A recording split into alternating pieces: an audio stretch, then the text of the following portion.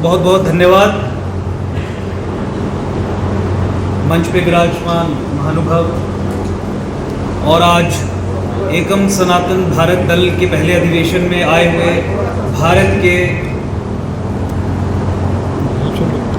28 राज्य और 8 केंद्र शासित प्रदेशों से हमारे रिप्रेजेंटेटिव्स, आज सबका मैं अध्यक्ष की कैपेसिटी में स्वागत करता हूं। शुद्ध हिंदी में बात करना आज ठीक नहीं रहेगा, क्योंकि आज north to south, east to west पूरा भारतवर्ष यहाँ पे आके बैठा है। मुझे लगता है कि हर एक भाषा का सम्मान करके मुझे अपना उद्बोधन वक्तव्य रखना चाहिए। सनातन संस्कृति, सभ्यता, धर्म जिस मोड़ पे आज खड़ा है, सनातन की आत्मा ये कह रही है कि ऐसे योद्धाओं की आवश्यकता है जो अपने कंधों पे जिम्मेवारी उठाएं और सनातन के संघर्ष को आगे लेके चले। मुझे लगता है कि आज सब हम उसी भूमिका में यहाँ पे आके बैठे हैं और सनातन संस्कृति, सभ्यता, धर्म के संरक्षण हेतु राजनीतिक तरीके से, कॉन्स्टिट्यूशनल डेमोक्रेसी में राजनीतिक तरीके से उस कर्तव्य का निर्वहन करने के लिए पूरे तरीके से तैयार है। इसकी तैयारी तो 27 मार्च 2023 को ही हो गई, जब पहली बार सोशल मीडिया के माध्यम से एकम सनातन भारत दल की घोषणा हुई थी। हजारों क्या लाखों की संख्या में पूरे भारतवर्ष से तभी से इस दल के साथ लोग जुड़ना शुरू हो गए थे। और इस दल की जो आज 23 अप्रैल 2023 को पहला अधिवेशन कन्वेंशन के रूप में आज मीटिंग हो रही है, ये ऐतिहासिक क्षण है। ये वो पल हैं जो इतिहास के पन्नों में लिखे जाएंगे। ये वो पल हैं जिन्हें सुनहरी अक्षरों में लिखा जाएगा, क्योंकि पहली बार आप 800 साल कहें, 1000 साल कहें या सिंस इंडिपेंडेंस कहें, किसी भी दृष्टिकोण से देखें, संघर्ष लगातार रहा है। लेकिन संघर्ष का एक नया पड़ाव और इतने सारे योद्धा, जिसमें महिला योद्धाएं बिल्कुल हमारे सामने खड़ी है, इन्होंने अपने कंधे पर जिम्मेवारी उठा के सनातन को और सशक्त करने का उद्देश्य बनाया है। कुछ बातों की घोषणा करना इंपॉर्टेंट है।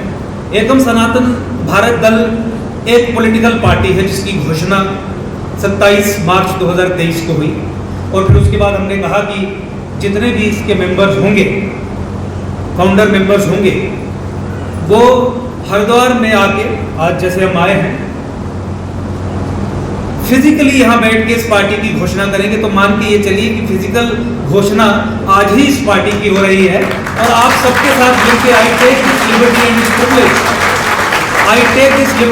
प्रिविलेज कि आप सब लोगों की ताकत के साथ यहाँ खड़े होकर आज मैं कह सकता हूँ कि भारत में सनातन संस्कृति, सभ्यता और धर्म की रक्षा हेतु आज एकम सनातन भारत दल एक political activity goes live now.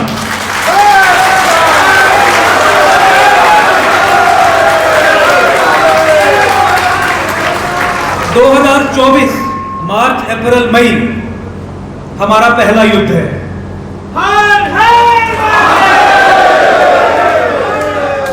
North से साउथ, ईस्ट से वेस्ट, एकम सनातन भारत दल सनातन संस्कृति, सभ्यता, धर्म रक्षा हेतु 2024 के चुनाव में across the length and breadth of the country अपने कैंडिडेट्स उतारेगा और बहुत मजबूती से 2024 के चुनाव में होगा।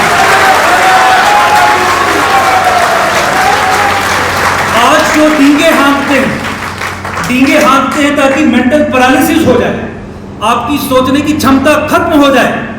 आप क्रिटिसिज्म तो करें, आप पीड़ित तो हो, लेकिन जब सॉल्यूशन की बात आए तो फिर आपसे पूछे विकल्प क्या है, विकल्प क्या है। आज मैं आपसे पूछता हूं, क्या विकल्प है, क्या विकल्प है? पूरे भारतवर्ष के सामने क्या विकल्प है?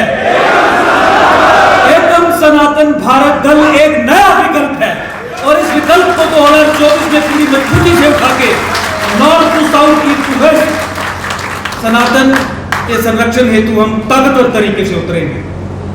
बहुत बार आपने मेरे टीवी इंटरव्यूज में, यूट्यूब पे एकम सनातन भारत दल के सप्त सिद्धांतों के बारे में बोलते हुए सुना, लेकिन आज ये आवश्यक है कि उन सिद्धांतों को डिटेल में आज मैं यहाँ इलैबोरेटली उस पर बात करूं। आज मीडिया के लोग सामने हैं, पूरा देश हमें सुन रहा है। आज नहीं सुन रहा है तो वीडियो के माध्यम से आने वाले कुछ समय में सुनेगा। तो ऑन रिकॉर्ड ये सब चीजें लाना बहुत आवश्यक है। एकम सनातन भारत दल के सप्त सिद्धांत ही मुझे लगता है कि ऐसे वो core non negotiable fundamental principles हैं जिनसे जुड़ के आप हजारों की संख्या में आज यहां पे आए हैं। एक विचार से जुड़ के आप सब हजारों की संख्या में यहां पे आए हैं। और जैसा कि मेरे से पहले भी संदीप जी ने कहा कि ये ऐतिहासिक क्षण है।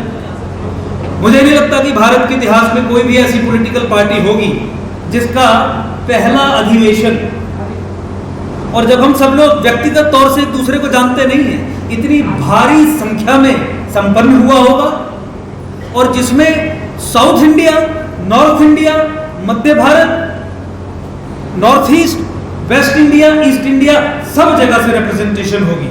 ये बहुत बहुत बधाई के पात्र हैं हम सब। और मैंने इसीलिए कहा कि ये ऐतिहासिक क्षण है। पार्टी के सप्त सिद्धांतों पे है। राजनीतिक पार्टी है, बात पॉलिटिकल होगी। 2024 का चुनाव है, बात पॉलिटिकल होगी। सप्त सिद्धांत जो हमारे हैं, जो हर एक भारतवासी के हृदय की आत्मा की आवाज है, उन्हें हमने सप्त सिद्धांतों में पिरोने का प्रयास किया है।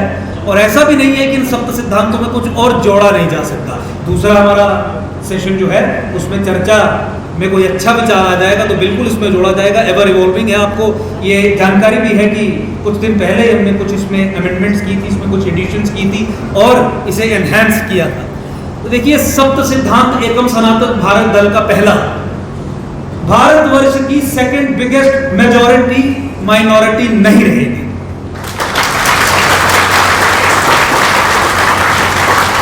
हमने कहा कि संविधान में संशोधन कर केवल 5% से कम जनसंख्या वाले समाज को ही अल्पसंख्यक होने का दर्जा मिलेगा। अल्पसंख्यक as a concept, minority as a concept constitutional है या अनकॉन्स्टिट्यूशनल है, उस पे हमारे मत पब्लिक डोमेन में है, वो बात साफ है। बात पॉलिटिकल है।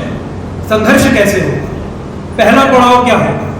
पहले पड़ाव में आप सेकंड बिगेस्ट मेजॉरिटी को, जो पिछले 70 वर्ष से इलीगल तरीके से सबवर्सिव एक्टिविटीज करने के लिए माइनॉरिटी स्टेटस का इस्तेमाल कर रही है, उससे विहीन करेंगे। इंडिजिनस धर्म, सनातन धर्म, उन्हें जोड़ के आगे चलना इतने बड़े संघर्ष के लिए, संविधान में संशोधन करना, वो आप उसे एक टैक्टिकल मूव समझ सकते हैं। जब आपने सेकंड बिगेस्ट मेजॉरिटी को माइनॉरिटी के फ्रेमवर्क से बाहर निकालना है, जो राष्ट्रीय सुरक्षा के दृष्टिकोण से कौन से महत्वपूर्ण है, जो संविधान की मूल भावना के दृष्टिकोण से महत्वपूर्ण है, तो आपको प्रॉब्लम को आइसोलेट करके एड्रेस करना पड़ेगा। इसलिए बहुत सारे लोग जो ये कहते हैं कि आप माइनॉरिटी और मेजॉरिटी के कॉन्सेप्ट में जाते क्यों हैं, मुझे लगता है कि इस दृष्टिकोण से भी देखिए, ये पहला कदम है। ये पहला कदम हमारे एनआरआईज, ओआईसी और भारत के वो लोग जो विदेशों में बसते हैं, उनकी नेचुरल होमलैंड तो भारतवर्ष ही है। कितने दशकों से संघर्ष कर रहे हैं कि उन्हें भी यहाँ पे डुअल सिटीजनशिप दी जाए, उन्हें भी यहाँ पे वोटिंग राइट्स दिए जाए, उन्हें भी यहाँ पे पूरे राइट्स दिए जाए। हमने कहा कि एकम सनातन भारत दल के सप्त सिद्धांतों में ये रखा जाएगा, भारत को सनातन धर्मियों के लिए केवल एक नेचुरल होमलैंड, प्राकृतिक राष्ट्र हम घोषित करेंगे,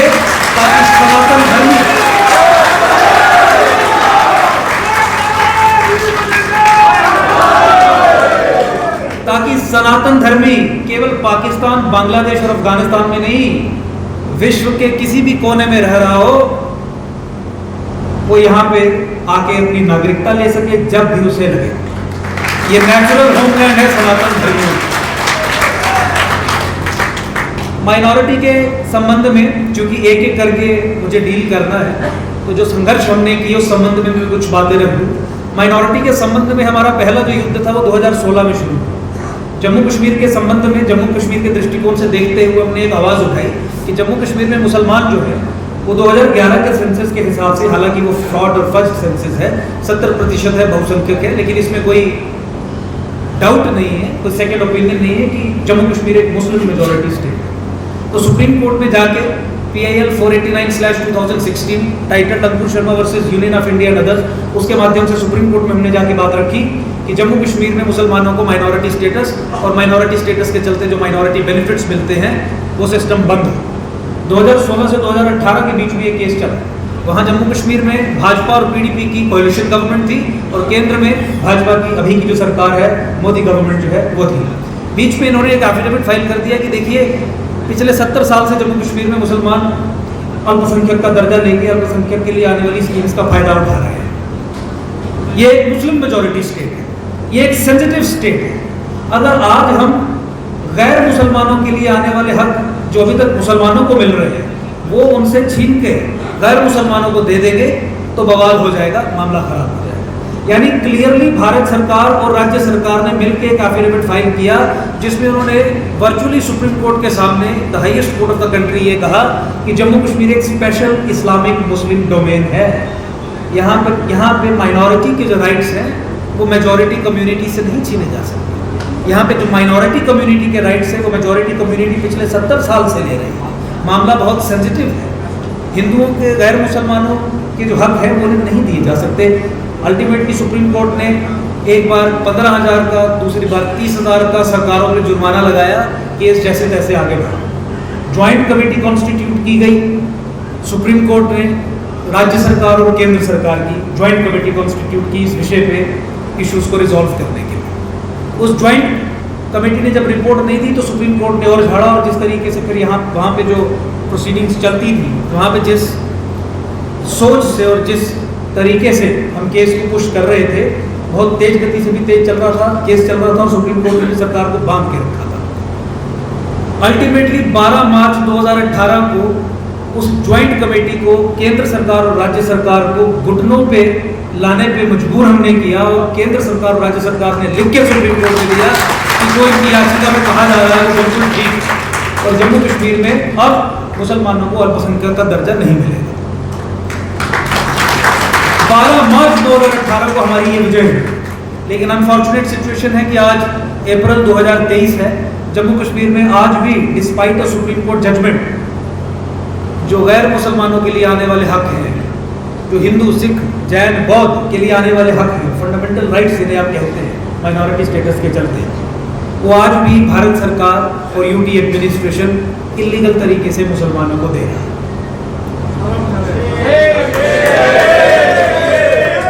इसीलिए हमने कहा कि जम्मू कश्मीर की तो बात तो छोड़िए, हम पूरे देश से ही समस्या का निवारण कर दें। सेकेंड बिगेस्ट मेजॉरिटी को स्टेटस ही खत्म करें। तो ये हमारे संघर्ष की कुछ, जिसके बारे में डिटेल में दूसरे सेशन में बात होगी, था कि माइनॉरिटी का कॉन्सेप्ट हमारे दिमाग में कैसे आया और किस तरीके से हमने सोचा। दूसरा हमने कहा कि मंदिर और मठों को सरकारी नियंत्रण से मुक्त करवाना।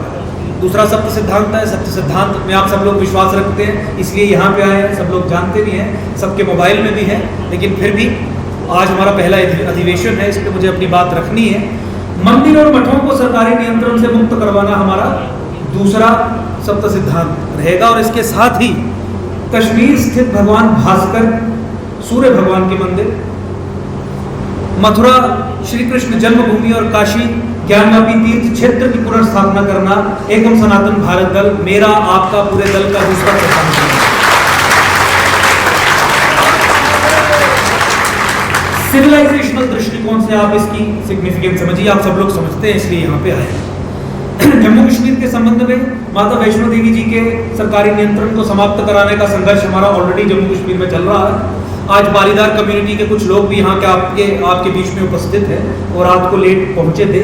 बारीदार कम्युनिटी वो कम्युनिटी है जो संप्रदाय है, रिलीजियस डिनोमिनेशन लीगल टर्म्स में, जिन्होंने माता वैष्णो देवी मंदिर की श्राइन की वहाँ पे स्थापना की थी 8वीं-9वीं शताब्दी में। आज उनके बिहाफ पे स्वयं मैं ही जम्मू कश्मीर हाई कोर्ट में सरकार का माता वैष्णो देवी से सरकारी नियंत्रण समाप्त करने के लिए संघर्ष कर रहे हैं। 2021 में उस रिट पिटीशन में जवाब आया, भाजपा की सरकार ने जवाब दिया और सीधे तौर पे कह दिया कि माता वैष्णो देवी मंदिर का कंट्रोल जो है वो हिंदुओं को वापस नहीं दिया जाएगा। सरकार ने कहा कि सरकार के पास ही इसका नियंत्रण रहेगा। वो मैटर अभी फाइनल स्टेजेस में है। फाइनल प्रोसीडिंग्स उस मैटर में होनी है। कितना समय लगेगा अभी कहा नहीं जा सकता। 2 महीने में भी हो सकता है, 6 महीने में भी हो सकता है, 1 वर्ष भी लग सकता है। आप जुडिशियल प्रोसीडिंग्स के बारे में चीजें समझते हैं। लेकिन मुझे लगता है कि जिस तरीके से पूरे भारत से जन समर्थन उमड़ रहा है इस सप्त सिद्धांत को लेकर, आने वाले कुछ समय में इस संघर्ष को भी हम कोर्ट के माध्यम से जीत लेंगे। और अगर नहीं भी हुआ तो फिर 2024 के चुनाव में तो हम जा ही रहे। मुझे लगता है कि पूरे भारतवर्ष का उतना सहयोग मिलेगा कि दूसरे सप्त सिद्धांत को 2024 से 29 के बीच में ही हम इम्प्लीमेंट। तीसरा सप्त सिद्धांत जिसके बारे में बहुत हम चर्चा करते हैं और इसी पृष्ठभूमि में हमारा संघर्ष भी रहा, जम्मू कश्मीर का पुनर्गठन करने का है। कश्मीर को 2 केंद्र शासित प्रदेशों में बांट हिंदू बहुल जम्मू राज्य को एक इंडिपेंडेंट अलग राज्य बनाने का हमारा तीसरा सिद्धांत है। और ये कोई न समझे कि ये जम्मू कश्मीर की लोकल पॉलिटिकल नीड्स को दृष्टिकोण में रख के निर्णय लिया गया है। नहीं, सनातन के इस्लामीकरण के लिए हिमालय का इस्लामीकरण आवश्यक है। और हिमालय का इस्लामीकरण में नॉर्दर्न इंडिया का इस्लामीकरण इंपॉर्टेंट है। With in northern India Jammu संभाग का इस्लामीकरण क्रिटिकल है। और इसी षड्यंत्र के चलते पाकिस्तान, ISI, पैन इस्लामिक जिहादी ताकतें जो हैं उन्होंने जम्मू संभाग का इस्लामीकरण बहुत तेजी से करना शुरू कर दिया। 90 के दशक में हिंदुओं को कश्मीर से निकाला गया, कश्मीर का इस्लामीकरण हुआ, हिंदू विहीन कश्मीर हुआ। उसके बाद डेमोग्राफिक चेंजेस इंट्रोड्यूस करके, डेमोग्राफिक असॉल्ट, डेमोग्राफिक इन्वेजन के माध्यम से, लैंड जिहाद के माध्यम से जम्मू संभाग का भी इस्लामीकरण है। और कहा यह जाता है कि जम्मू संभाग का इस्लामीकरण करने के बाद जम्मू संभाग को एक लॉन्च पैड के तौर पे, एक स्प्रिंग बोर्ड के तौर पे इस्तेमाल किया जाएगा हिमालय और सनातन के इस्लामीकरण के लिए। तो इतने बड़े हमले का जवाब जो है वो एकदम सनातन भारत दल देने के लिए खड़ा है। और हम ये कहते हैं कि जम्मू संभाग को अलग करवा के कश्मीर संभाग को 2 हिस्सों में तोड़ के इस प्रोसेस को हम रिवर्स करेंगे। कैसे करेंगे? सवाल वो है। कश्मीर का इस्लामीकरण हुआ, कश्मीर को 2 हिस्सों में तोड़ेंगे, एक केंद्र शासित प्रदेश में उन हिंदुओं को बसाएंगे जो हिंदू नरसंहार के चलते वहां से विस्थापित हुए। एक strong Hindu geopolitical foothold Kashmir valley में स्थापित किया जाएगा केंद्र शासित प्रदेश के अंदर। रोशनी कानून के माध्यम से जहां सरकारी जमीनों पे मुसलमानों को बसाने का षड्यंत्र किया गया। 14 फरवरी 2018 का चीफ मिनिस्टर बीजेपी PDP की चीफ मिनिस्टर महबूबा मुफ्ती का आदेश, जिसके चलते मुसलमानों को लीगल इम्यूनिटी दी गई जम्मू संभाग में जमीनों पर कब्जा करने के लिए। कह दिया गया 14 फरवरी 2018 के क्लासिफाइड सीक्रेट संदेश में, उस ऑर्डर में, कि अगर कोई मुसलमान जम्मू संभाग में जमीन पर कब्जा करेगा कोई DMSSP उसके खिलाफ कार्रवाई नहीं करेगा। लिखित में आदेश जारी किए गए। मान लीजिए कोई परिस्थिति बन जाती है, कोर्ट का आदेश आ जाता है कि किसी मुसलमान को किसी एनक्रोच की गई जमीन से हटाना है, कोई SSP पुलिस असिस्टेंस प्रोवाइड नहीं करेगा। लीगल इम्यूनिटी दी गई चीफ मिनिस्टर मुख्यमंत्री के ऑफिस के द्वारा मुसलमानों को हिंदुओं की जमीनों पे कब्जा करने के लिए। रोहिंग्या और बांग्लादेशीज को केवल जम्मू संभाग में हिंदू बहुल क्षेत्रों में बसाने का काम इस सरकार ने किया और भारत सरकार उसमें डायरेक्टली इन्वॉल्व थी।